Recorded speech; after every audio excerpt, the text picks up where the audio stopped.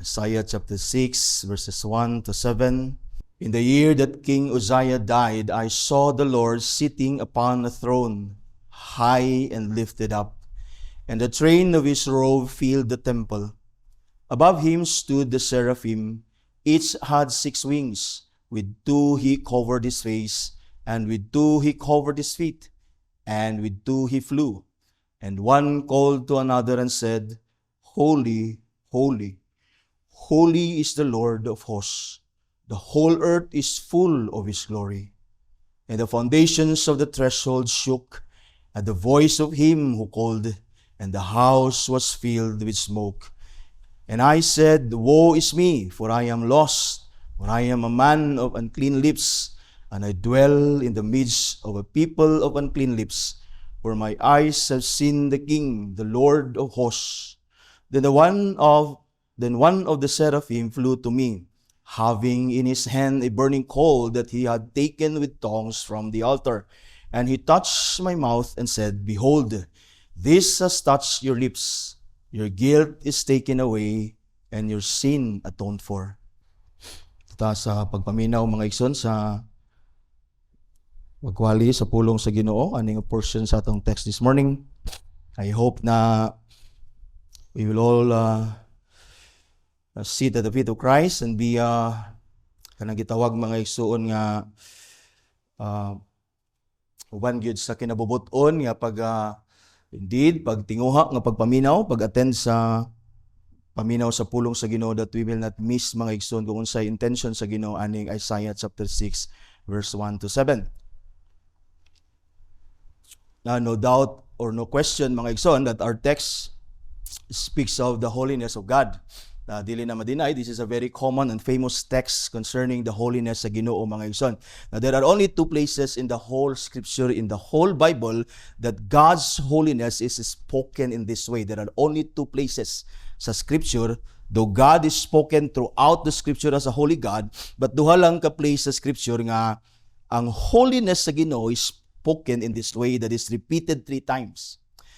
First is here in our text mga igsoon, and the other one is in Revelation chapter 4 verse 8 mga igsoon. That is, if you remember, notice nga mo atong call to worship kaganiha mga igsoon. Revelation chapter 4 verse 8. Now we know that repetition in the scripture, when something is repeated in the scripture, ang point ana is just to emphasize something mga igsoon. And to repeat something 3 times does not only mean more emphasis as we repeat or as words or ideas are repeated twice na ay emphasis ana, but when something is repeated 3 times, dili lang na nagpasabot og more emphasis, but to indicate the state of completion and absoluteness of the thing that is repeated. As in this case, the word holy. Ang word nga holy, dili lang gi-emphasize that God is holy, but as it is repeated 3 times, ang emphasis is that the holiness of God is complete and absolute. That's why gi-repeat na siya 3 times. Now, in both Isaiah and Revelation, the word holy is used 3 times to underscore God's holiness and to convey the completeness and absoluteness of the holiness of God.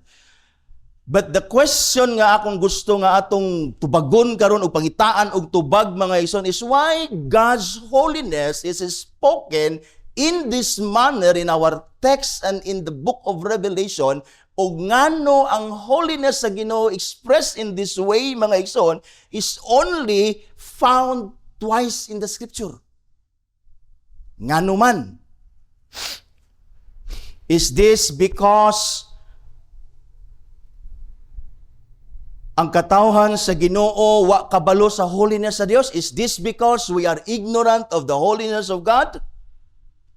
Nga atong makita dinhi nga ang subject dinhi is ang katawhan sa Dios.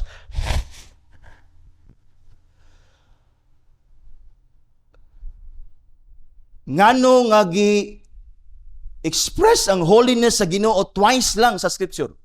Ani nga way. Again, ang pangutana, tungod ba kay ignorante ang tawhan sa Ginoo sa pagkabalaan sa Dios? Ang answer is absolutely not. Isaiah and John the Beloved, who were the main audience ani nga mga visions, mga ison, which is the same, almost the same.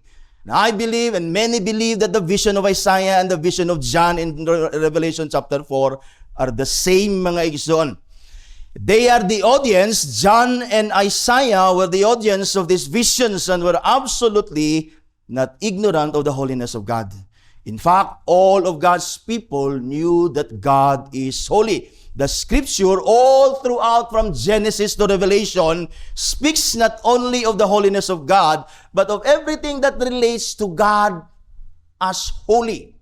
Ang whole scripture, wala lang yun naghisgot ng ginubalaan. In fact, ang pagkabalaan sa Diyos, ang scripture nagklaro that everything that relates to God is holy. Genesis chapter 2, beginning sa scripture, Genesis chapter 2, verse 3, so God blessed the seventh day and made it holy.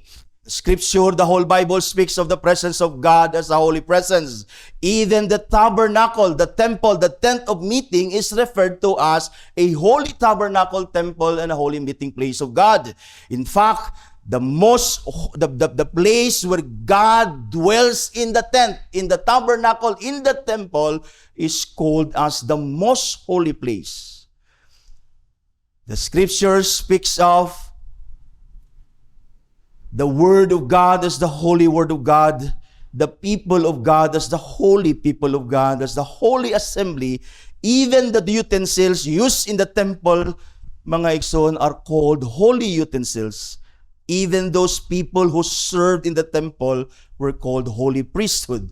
The Sabbath day, in fact, is called the holy day of the Lord, etc. and etc. All that relates to God and everything that has to do with God is referred to as holy, because the reason for that is God is holy. Everything, including even the work done for the Lord, should be consecrated, should be set apart, should be sanctified, for God is most holy.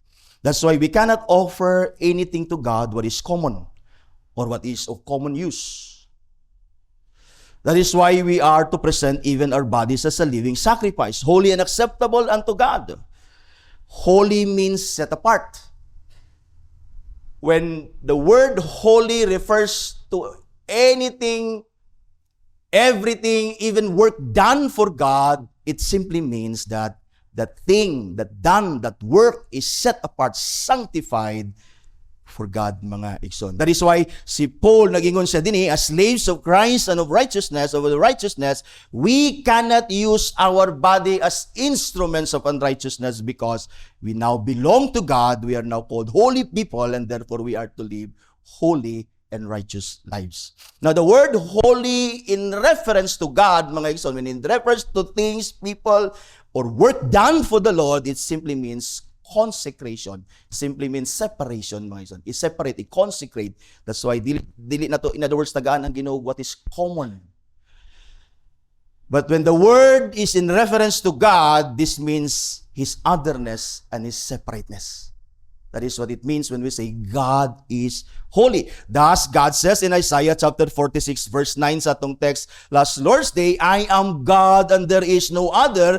I am God and there is none like me. This is God saying simply, I am holy.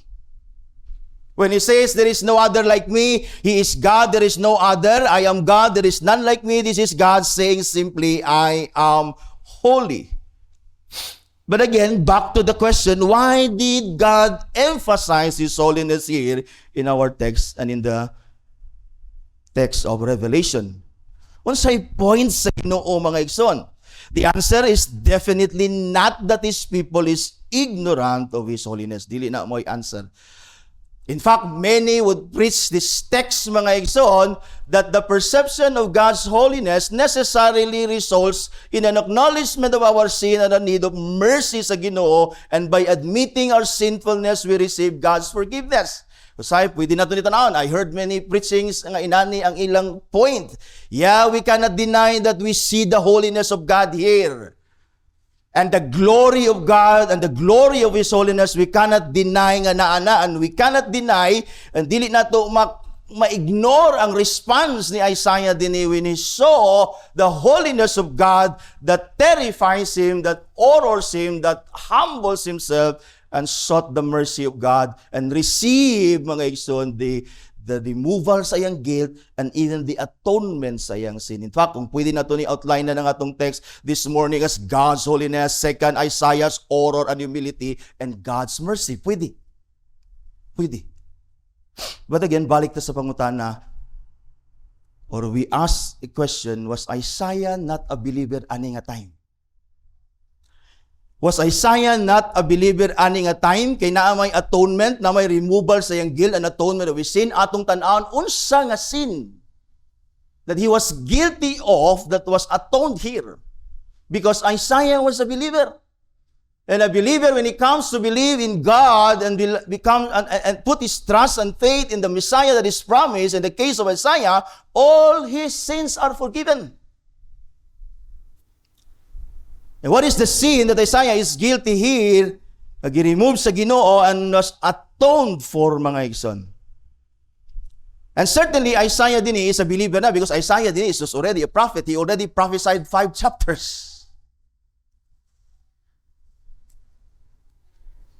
But what is Isaiah's sin that he acknowledged here that he was guilty of? Now, let us listen to the words of Isaiah sa verse 5 ningon sa dinhi. As he saw the vision of the thrice holy God, ningon siya, "Woe is me, for I am lost. For I am a man of unclean lips, and I dwell in the midst of the people of unclean lips. For my eyes have seen the King, the Lord of hosts." And then sa verse 7, ningon din siya, "And he touched my mouth and said, Behold, this has touched your lips. Your guilt is taken away, and your sin atoned for." Notice first that Isaiah, gi-particularize ni Isaiah ang iyang sin. Sin sa iyang lips. Why? Why nga particular ang sin nga nakita ni Isaiah, mga igsoon, ang sin sa iyang lips? The answer is not very hard because Isaiah was a prophet. Dili lisod nganong si Isaiah, he felt guilty and that he sinned against God, mga igsoon, sa iyang lips because he was a prophet. He spoke the word of God and God spoke through his lips, and God is holy, his lips were not. This thing he probably did not realize before us, or was not careful to consider while he spoke the word of God through his lips, and therefore dishonoring God. Posible inana. Because dili na to makaligtaan, ma-deny that there are many prophets sa Bible that were not faithful to God. Na yung mga prophets sa Bible, mga igsoon, dili uncommon sa Bible nga na yung mga propeta, mga igsoon, that fail to obey or in fact willfully disobey God or even perform their duty unwillingly like Jonah.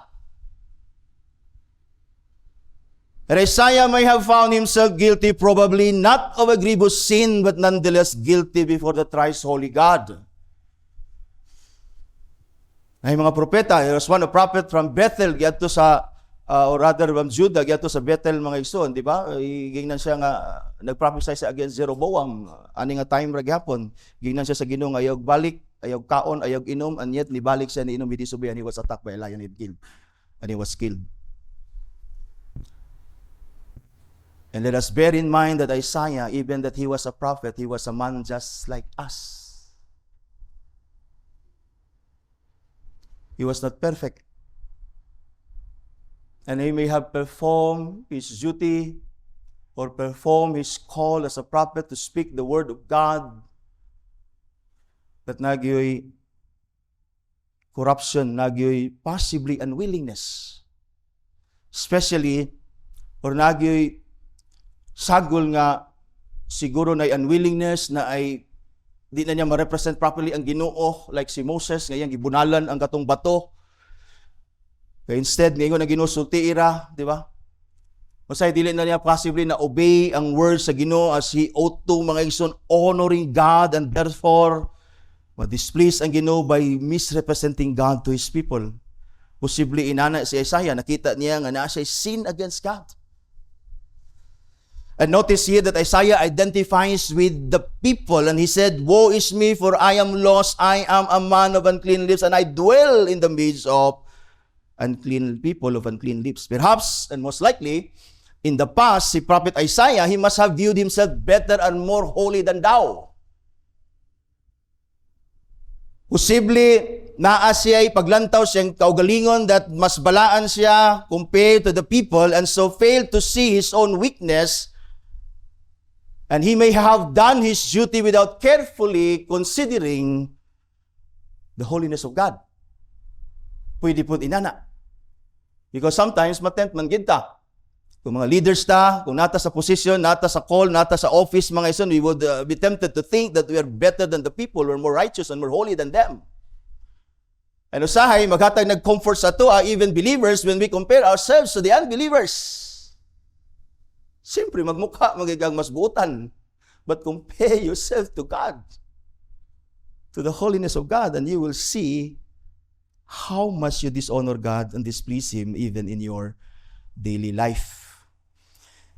Now, as we serve and live our lives for God because we are called to do so, usahay, magkinabuhi lang ta as Christians without minding the holiness of God. Ang balikon, tungod kay kita as believers, we serve and we are called to live our lives for God, and therefore, we serve and we live aning atong kinabuhi without being mindful of the holiness of God. In fact, many preachers twist God's word. Nalimot sila that God's word is holy. Disregarding God's intent, disregarding God's wisdom, God's will for His people with their own foolish ideas, mga ison. Even office bearers are holding their office without fear and reverence for God, not taking their office seriously. Some exchange their office, Christ's trust sa ilaha, the privilege that the Lord has given them to serve Him and to represent Him sa iyang church, sa ibaylo nila na for sex, for money, for earthly pleasures. Some elders serve in the church for prestige, for self-fame, for power, self-gratification, not caring and tending the sheep of Christ. But ang ilang mga kuglingon. We cannot deny that church members, many church members are not giving their all for Christ. And are not serious even sa ilang sanctification. In other words, brothers and sisters, all of us, one way or another, are guilty of dishonoring, not fearing, not respecting, not even trembling before our holy God, taking Him for granted, taking Him or treating Him as ordinary, serving God half-heartedly. Because paminaw, we may do what is right before God with our hearts far from Him. Ang balikon. We may do what is right in the eyes of God with our hearts far from Him. 2 Chronicles chapter 25 verse 2, ang papa ni Uzziah, si King Amaziah, the Bible says, King Amaziah did what was right in the eyes of the Lord, but not wholeheartedly. Jesus in Matthew chapter 15 verse 8 and 9 speaks of people honoring Him with their lips, but their hearts are far from Him. Unayon siya sa verse 9 sa chapter 15 sa Matthew, in vain do they worship me, teaching as doctrines the commandments of men. In other words, brothers and sisters, the grim reality is that we can serve God without fearing Him. That's the grim reality sa Christianity.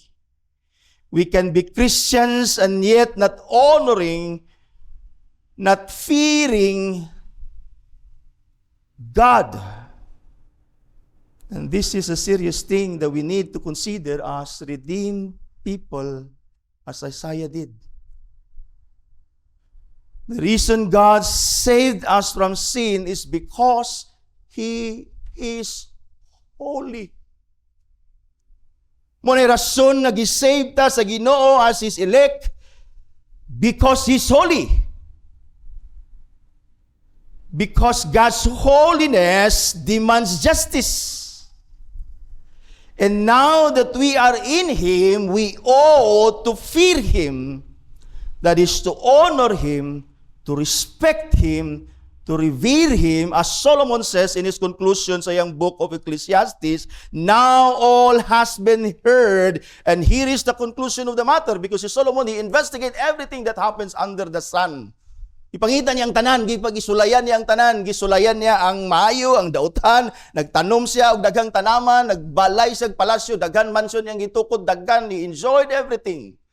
Nasa iya tanan ang possession, nasa iya tanan ang pinakataas nga position as king.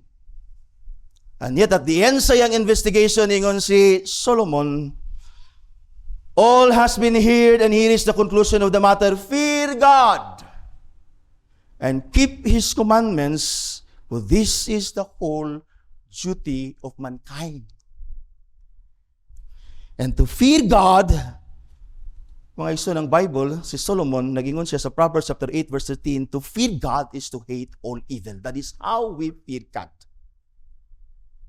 Proverbs 8:13 tells us, the fear of the Lord is hatred of evil. What is evil? Nga gipasabot dinhi, evil, the evil of pride and arrogance, the way of evil and perverted speech I hate. Na kung imong tan-awon ka nga Proverbs chapter 8 verse 13, to fear God is to hate all evil, the evil of pride, Isaiah may have been guilty ani. The evil of arrogance before God. Daghan kay Christians that are arrogant before God, as if ang ilang blessing, ang ilang gipaingnan sa ilang kinabuhi, ang ilang prosperity, and even ang ilang righteousness, as if by their own doing. Evil way. The evil of speech. In other words, kung tanawin mo ng Proverbs, the evil here is the evil of our hearts, the evil of our acts, and the evil of our words.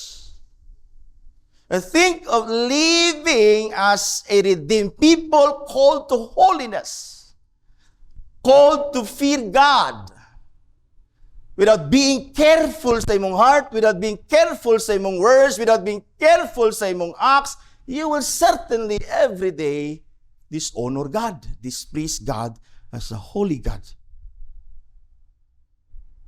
Brothers and sisters, God is holy. Fear Him. This is the issue that God graciously and mercifully addressed here in our text. This is the issue. It is not that we do not know God, that God is holy, but the issue here is that though we know God is holy, we do not fear Him.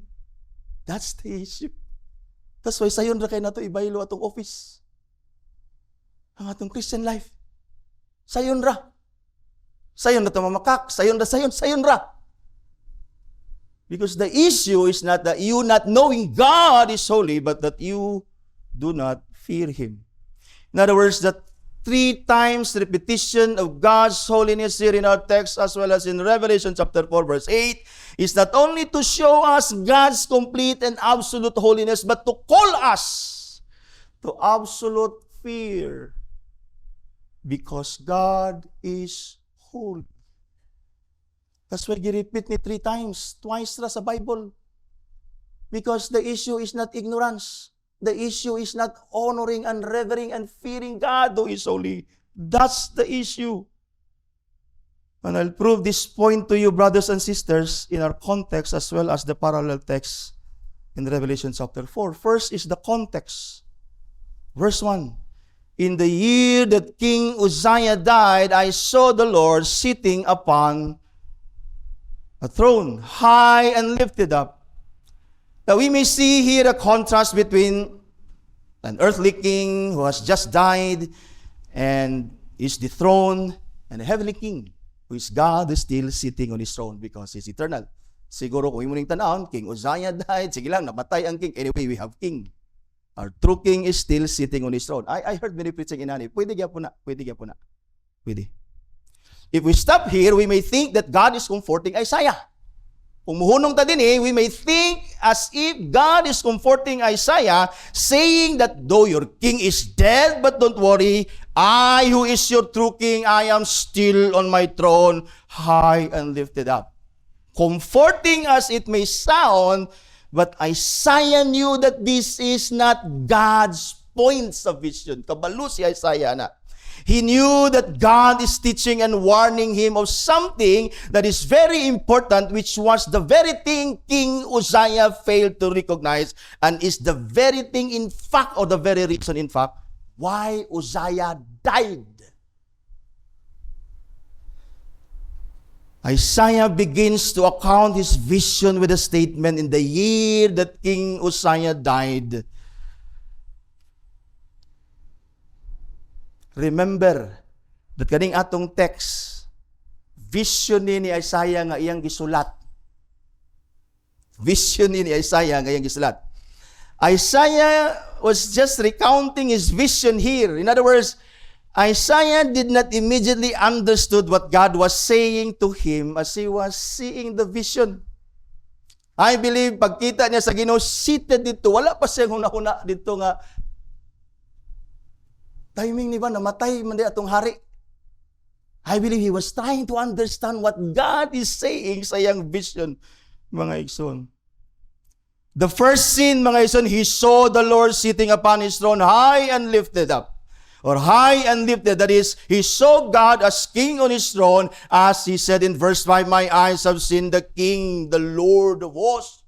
Siyempre, nakita niya ang Ginoo dito, galingkod sa iyang trono, o ngayon siya, nakita niya ang Ginoo in his kingly appearance, mga iso. The Lord here is Yahweh, and we know that God is Spirit, and that every manifestation of God sa Old Testament, atong mga study kaniadto, di ba? We know that every appearance sa Ginoo, theophanies, and ang mga visions, and even audible voices nga madunggan nato, mga ison, we always consider it as the second person of the Trinity. That is, Christ is the image, the exact representation of God. And even si John sa John chapter 12 verse 21, nag-comment siya concerning Isaiah that he saw Christ and his glory. He spoke of Christ. John was referring to Christ sa John chapter 12 verse 41. Na nakita niya ang glory ni Christ, and I believe mo ni ang ipasabot ni John nga encounter ni Isaiah, this is the vision ipasabot niya. And therefore, indeed, the one seated on the throne is Christ our King. Now, di kita maghatag tagad ana, I mean, di lang focus diya. That's the first scene nakita ni Isaiah. Then second, mga igsoon nga scene, makita nimo, and the train of his robe filled the temple. So Isaiah here first saw God in his throne, in contrast to King Uzziah, died, pwede. Thus, we may think again that God is comforting Isaiah, though valid na siya, pwede, yapo na siya. But then Isaiah's vision kind of a shift from the throne room sa Ginoo, sitting sa iyang throne dito as a king, and then murag ni shift ang scene paingon sa temple.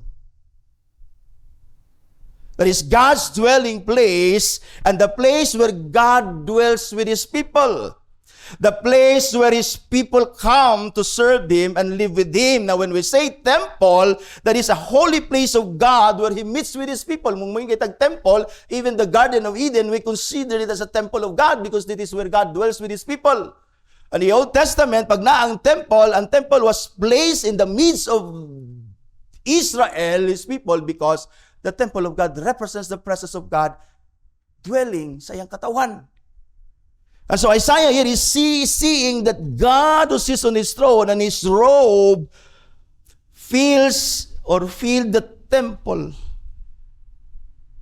The train of His robe filled the temple. It could be His royal robe, or possibly there is also a shift here sa iyang vision to His priestly garment filling the temple. That is, the temple which comprises His people is filled with the holy righteousness of God. God is saying here, I am your King who made you holy that you may dwell with me. From a throne, and then His robe possibly shifted also ang vision to His priestly garment, redeeming His people, making His people holy that they may dwell with Him as symbolized diha sa temple. And then the third scene, now moving to another scene sa verse 2, ningon dahil sa Isaiah din. Above Him the seraphim, each had 6 wings, and 2 covered His face, and with 2 covered His feet, and with 2 He flew. Now, we are not told here how many creatures kani sila din but ang Revelation chapter 4 give us a hint that these are 4 living creatures, possibly the same. They are described differently. In fact, din sa vision ni Isaiah, wala nag-describe ng creatures. They were just called seraphim. Seraphim means burning. Possibly tungod sa glory or basig kalayo ni nga mga anghel, mga igsoon. But dito sa Revelation, gi-describe sila as grabe kay ilang hulagway, di ta kasabot, mga igsoon. The only thing that is common dito sa ila is na sila sa throne room, they're worshiping God, and they're saying the same thing, and then also they have 6 wings. That's why makayong tag, mora ni siya. Mora ni siya. And the message is also the same. And then here makita nato, with 2 he covered his face. Now covered their face full of eyes, showing themselves unworthy to gaze upon the glory of the thrice holy God. Now think of these creatures.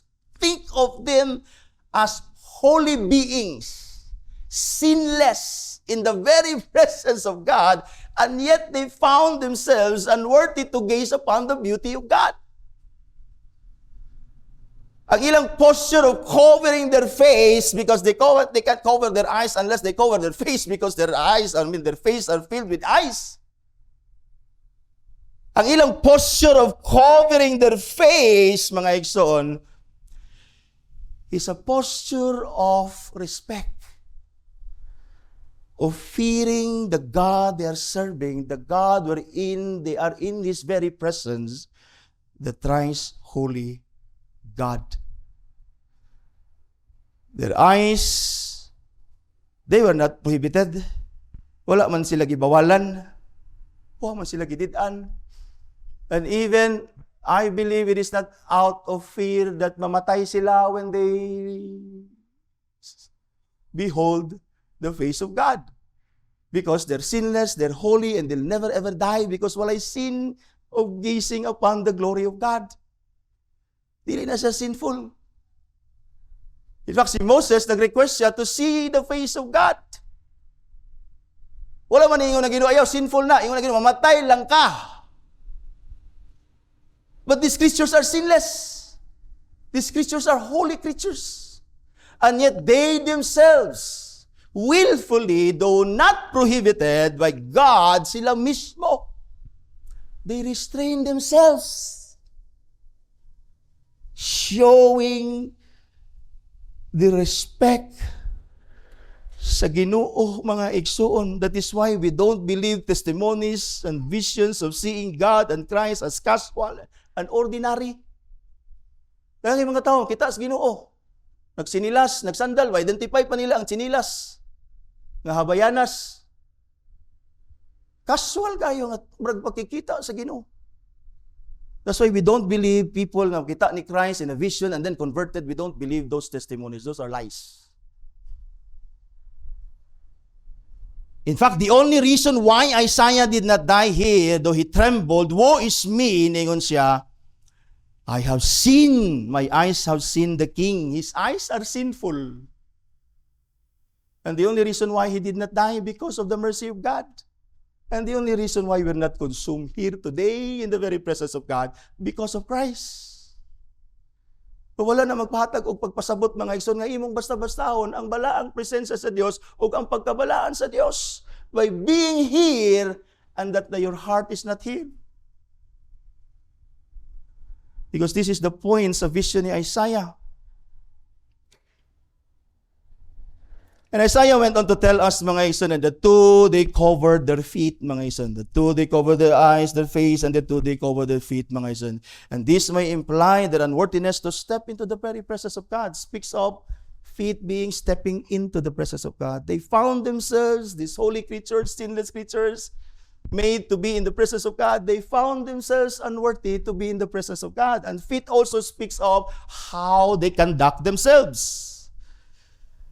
Or sa ato pod, how we live our lives, because walk feet refers to how we conduct our lives. Think of these creatures again who are holy and sinless, and yet they have this attitude. They highly revere God because again, God is holy. Not only covering their face, but covering their feet. There's a posture of grabe nga pagrespeto. Kapi nga pagrespeto. Kita, I don't know with us. Nga manulod lang ta sa simbahan.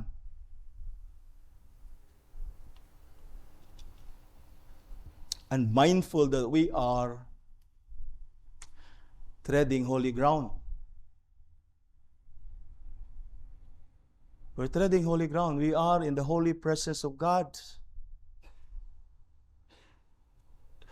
And finally, with the two he flew, that is, how swift they are in performing the duty to their holy God. As Daniel said sa book of Daniel, yung nakita ang angels with wings so swiftly flew and then nagminister. And in verse 16, the one of the seraphim flew to me to minister to Isaiah. Now, brothers and sisters, it is undeniable that the seraphim's posture diri of covering their face, covering their feet, and with two they fly swiftly to obey God and to minister and to do what God calls them to do is a posture of reverence. It's a posture of reverence.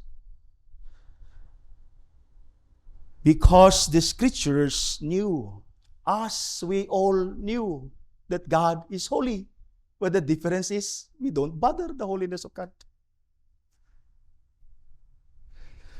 That's why it is my prayer that we see the absolute, not only see the absolute holiness of God, and not only being swift to obey His will sa atoa and obey His word, but my prayer is also and equally also that we may be careful to obey Him who is worthy of our service and worship, to obey Him with all our hearts. And then here's the main verse, verse 3. Here's the main verse. So mag-imagine na niyo, nakita niya ang king, and then suddenly niadto dito sa temple, and then suddenly nakita niya ang angels, how they behave in the presence of God. And then nadunggan niya unsay ilang gibuhat dito sa unsay ilang ginalitok dito. Isaiah knew that God is holy, but here I believe si Isaiah wa pa niya ni madunggi sukad because wala siya makita dinhi balik sa scripture nga God is referred to as holy, holy and holy. So I believe si Isaiah yan yung gasabton unsa ni unsay gusto ginasulti sa Ginoo dinhi. Verse 3, and one called to one called to another and said, notice that the angels see, the seraphim see, those in the presence of God, worshiping God, is not telling God. He's not telling God that God is holy, holy, holy, because God knew and knows that He is holy. The problem there is, kita ang makalimot. And I believe the seraphims were reminding and calling to one another and saying to one another, holy, holy, holy is God, the Lord of hosts. They're reminding themselves of the holiness of God because sila o kita ang makalimot. That's why when we sing the holiness of God, we sing the holiness of God to ourselves, not to God. Kabalo siya, kita ang makalimot. That's why they called one to another, saying, holy, holy is the Lord of hosts. The whole earth is full of His glory. This emphasis again of the thrice holiness of God here is not only to tell us again of the complete absolute holiness of God, because again throughout the scripture, God is said and spoken to be holy. You know, to say God is holy once is enough. That's enough. That's why the whole scripture only speaks of God as holy. That's enough. That's enough because it speaks already of the otherness and the separateness of God, that there is no one like our God, mga isa, and to say God is holy, He is separate, He is other than all His scriptures is enough. That's enough. You don't need to say holy, holy, holy is God. But again, the emphasis here is not the absoluteness and completeness of the holiness of God, but the call to respect His holiness. That's why gibalik-balik ni. Because even the prophet failed to fear God. So the purpose of the emphasis is what I do not want us to miss today. That's my point. And that is the point of God here. Isaiah knew that his vision is more than the glory and the degree of God's holiness. Isaiah is hearing here God saying, as he is seeing the vision, what God said to Aaron through Moses after God struck Aaron's two sons, Nadab and Abihu, dead. Muning kadunggan ni Isaiah din Leviticus chapter 10 verse 3 na ingon ang Ginoo kang Moses. And Moses said to Aaron, this is what the Lord spoke of when he said, among those who approach me, I will be proved holy. In the sight of all the people, I will be honored. I believe mo ning kadunggan ni Isaiah nga ginapakita sa Ginoo sa iyaha. In writing this vision, Isaiah is saying emphatically to us, God's people today, God is holy, fear Him. This is what Isaiah is getting from his vision. That God is demanding those who are in His presence, those who are in His temple, those who are redeemed by His Son and be united to Him and be in His presence, to respect, to honor Him because He's holy.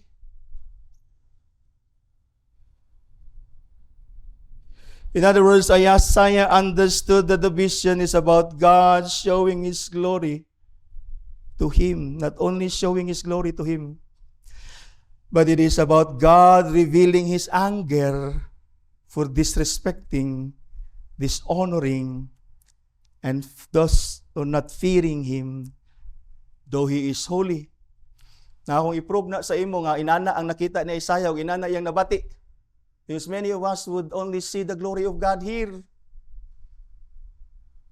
Nakita na itong glory sa Ginoo, wow! We stand in awe. But that is not the vision is all about. The vision is not only the glory, but the anger of God.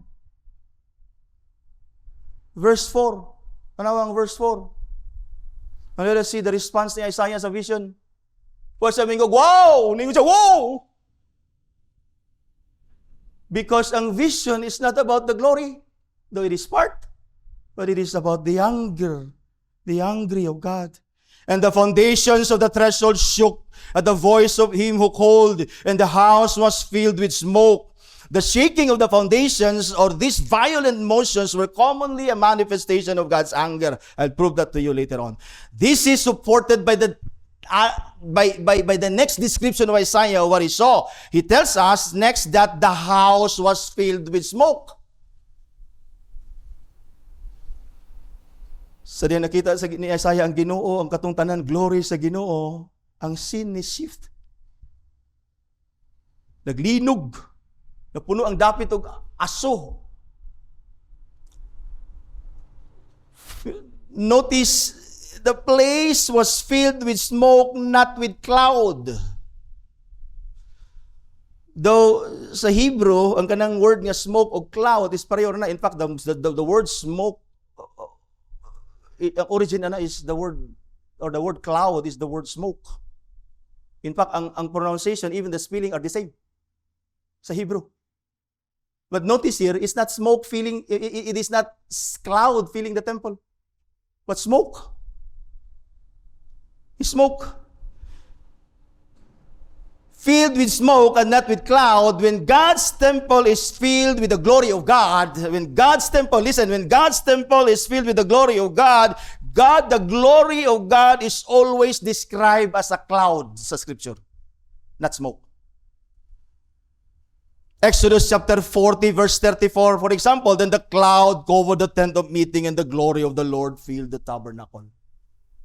And then dito sa dedication sa temple, Na nagyo sila temple solid nagi kayo, gwapo nagi kay sa tanan temple sa time ni Solomon ug mao ni ang account mga igsoon sa dedication sa temple. 1 Kings chapter 8 verse 10 and 11, and when the priest came out of the holy place, a cloud filled the house of the Lord. Cloud. So that the priest could not stand to minister because the cloud, for the glory of the Lord filled the house of the Lord. But here in Isaiah's vision, the temple was filled not with a cloud, but with the smoke. And we know that smoke is the manifestation of God's anger. In fact, again, sa akong gikaingon, the word smoke and sa Hebrew, kanang cloud is the same. In fact, the word cloud comes from the word smoke, which means anger. Which means to be angry, to be furious. The idea here of the shaking and the smoke tells us that God is angry. That's why ang Psalm 18 verse 6 and 8, where King David says, ningon siya, in my distress I called upon the Lord, to my God I cried for help. From his temple, notice here, the setting again, his temple, he heard my voice and my cry to him reached his ears. Then the earth reeled and rocked. The foundations also of the mountains trembled and quaked, because why? God was angry. You see the picture kakakita ni Isaiah? And then verse 8 tells us, tingnan si David, smoke went up from his nostrils and devouring fire from his mouth, glowing coals flamed forth from him. The picture ng ipakita ni David din, God was angry. The place shook and smoke filled the place. Because God was angry. Kasi kung imong tanaw ng vision ni Isaiah, many of us misinterpret this. Daghan. Oh, kadungog na nagwali ani inani. Ma-misinterpret nato. Isaiah was seeing what David was seeing and was saying.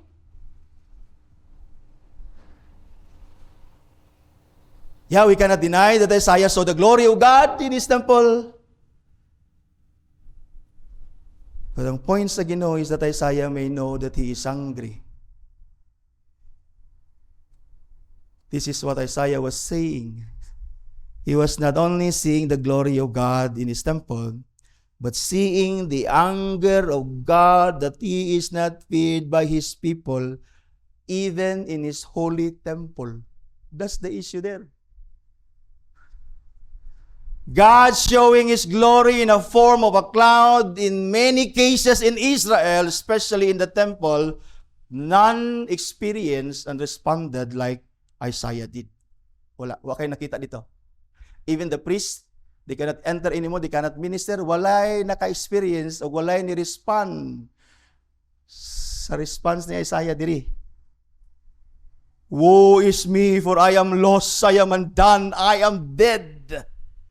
That is what Isaiah is saying, because Isaiah was not seeing only the glory of God, but his anger for irreverence of his holiness. This is what Isaiah is saying, or is seeing. If Isaiah was seeing only the glory of God, and if God is only showing Isaiah his glory, sa ako nang gikaingon, ang response ni Isaiah should be wow, or he would be in awe. Wow! But ang response din wow, dili wow.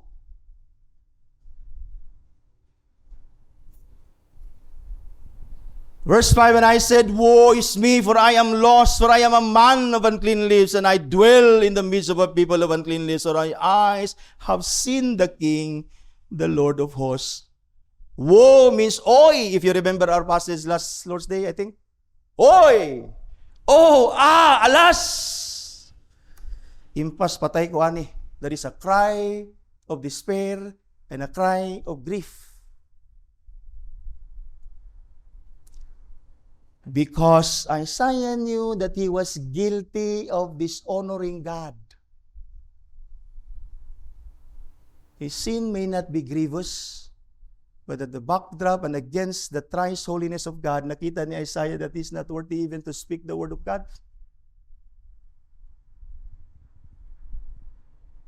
At this point of the vision, I believe that Isaiah got the point.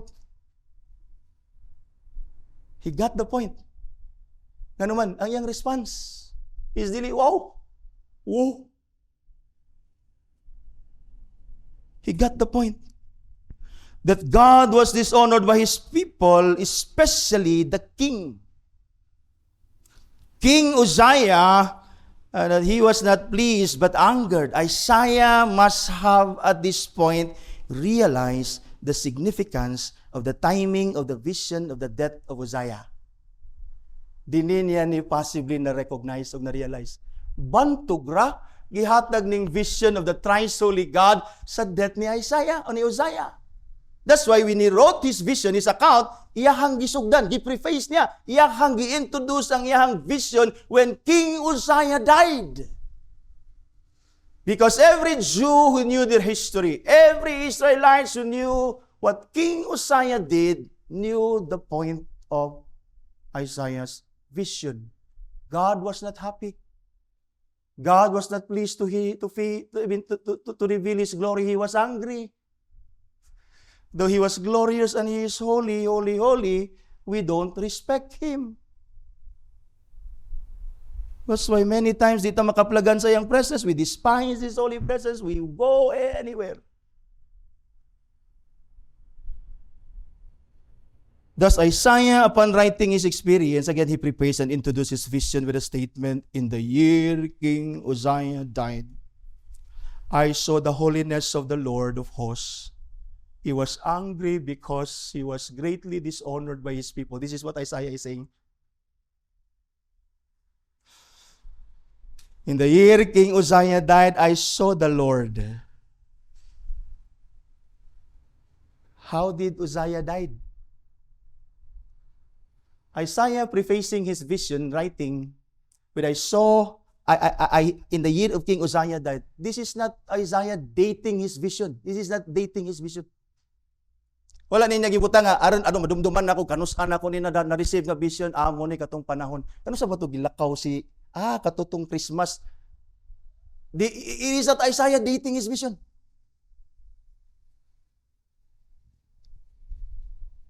He is saying, this is the point of the vision. Dili niya gusto nga kung magbasa ka ani, mag-iyong kag wow. Dili niya gusto ana. Dili siya gusto ana. Many people read and preach Isaiah 6, wow. That's not the point.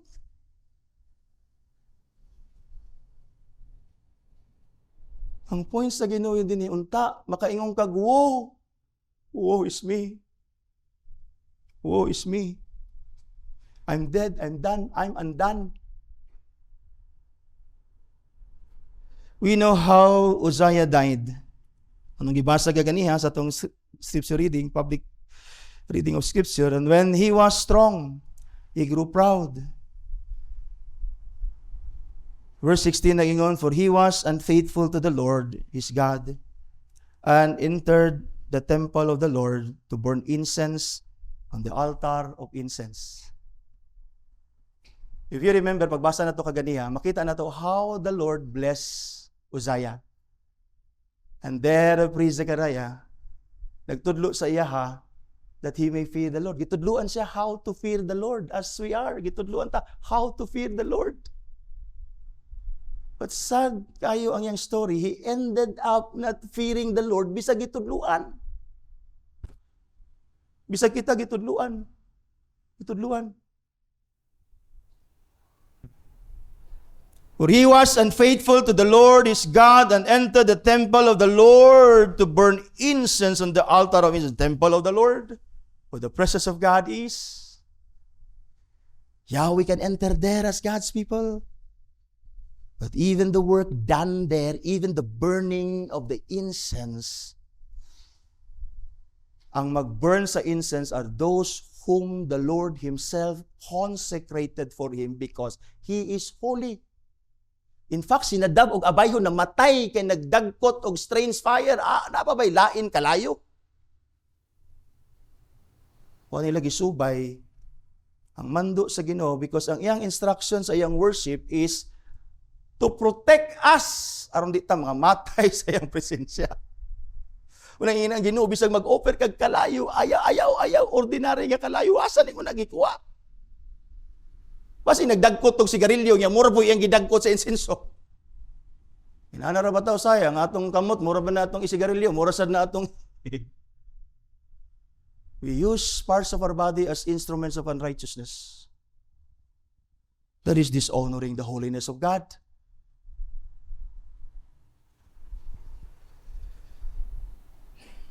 Yadto siya sa templo. Naghimo siya dito sa butang nga dili siya pwede maghimo because wala siya gi-consecrate for that. And what Uzziah did was dishonoring, despising the holiness of God. Muning point ni Lord sa vision kang Isaiah.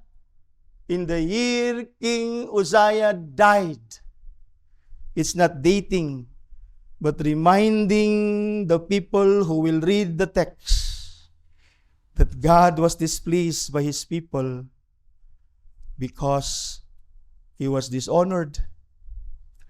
And notice din mga ison, nag-burn siya incense sa altar, where the seraphim took burning coals and touched the lips of Isaiah.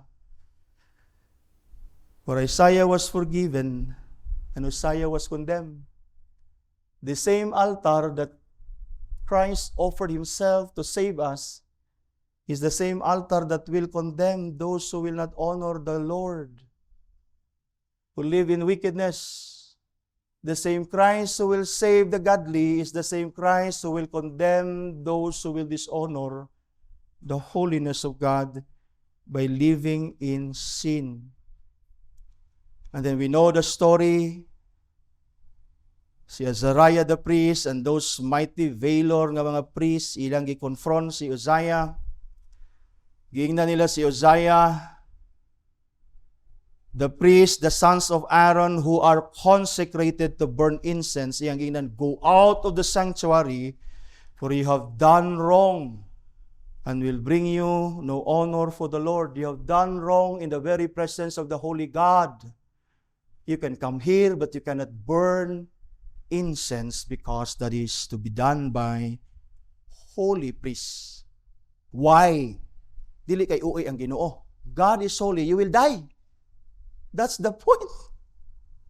That's why kung imong tan-awon diri ang nahitabo kang Uzziah, isupak pagit siya, he was angry, kay gibadlong siya, kay usay badlongon ta, masuko na nun ta. Dita patuo. Sunog siya dito sa iyang censer, naman siyang kamot, he burned incense, and when he became angry with the priest, leprosy broke out on his forehead in the presence of the priest in the house of the Lord by the altar of incense, because he dishonors the holiness of God. And then, gawas siya mismo ni gawas because he was struck by him, by God. And Uzziah was a leper to the day of his death. Monang si Isaiah, ningon siya, in the year Uzziah died, holy, holy, holy is the Lord God Almighty. He was disrespected by his people.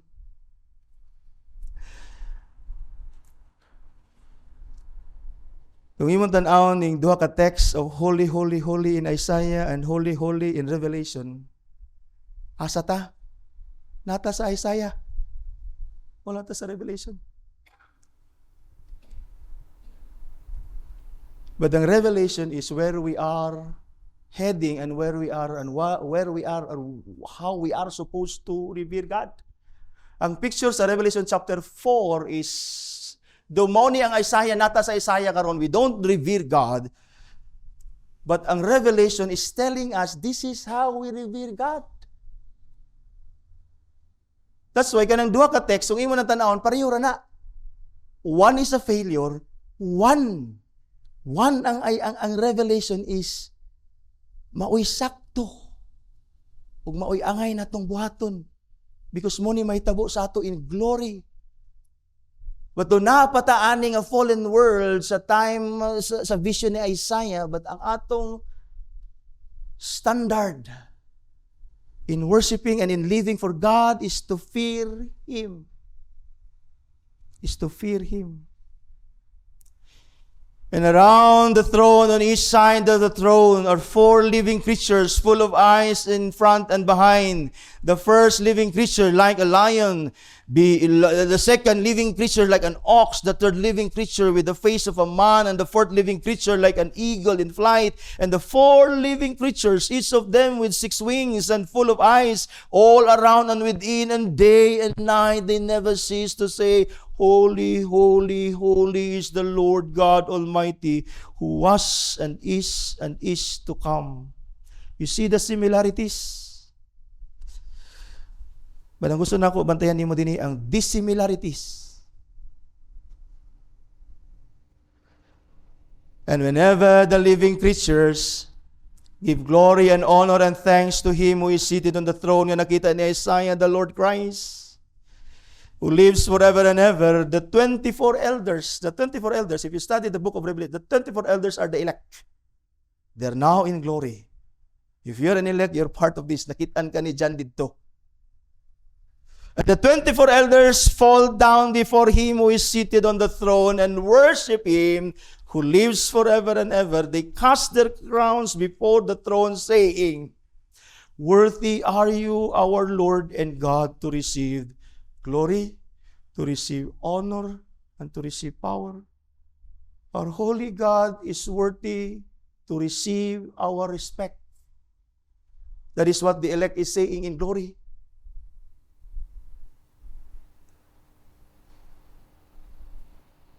The problem is not that we do not know that God is holy. The problem is we don't fear Him, though we know He is holy.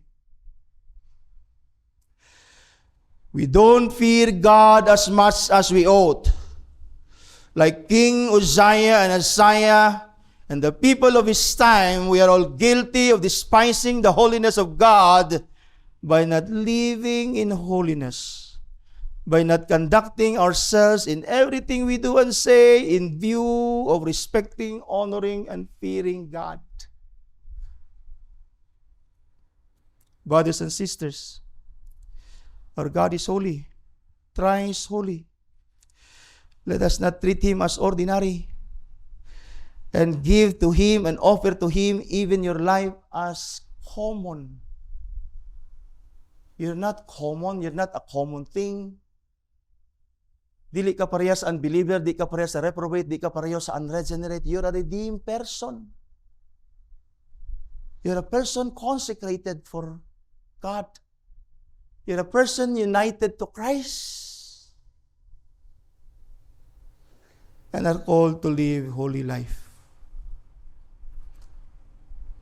Let not our hearts, brothers and sisters, be far from Him as we worship Him even today.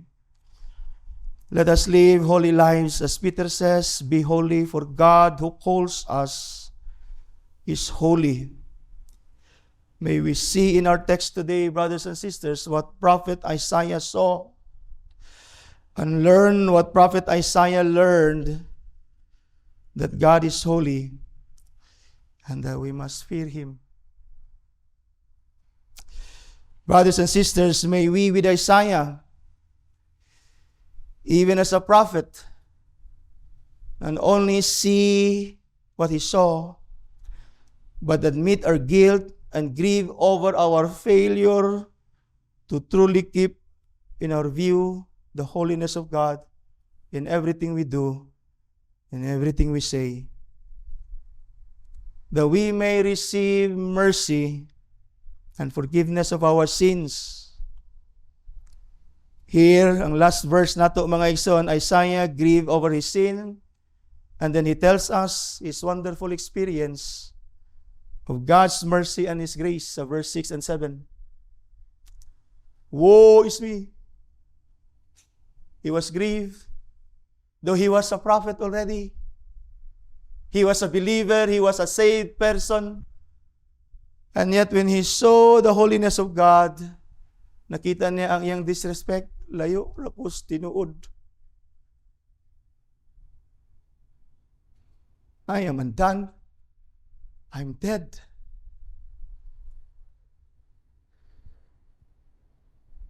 But because he grieved, and he despaired, the Lord is merciful and gracious to us.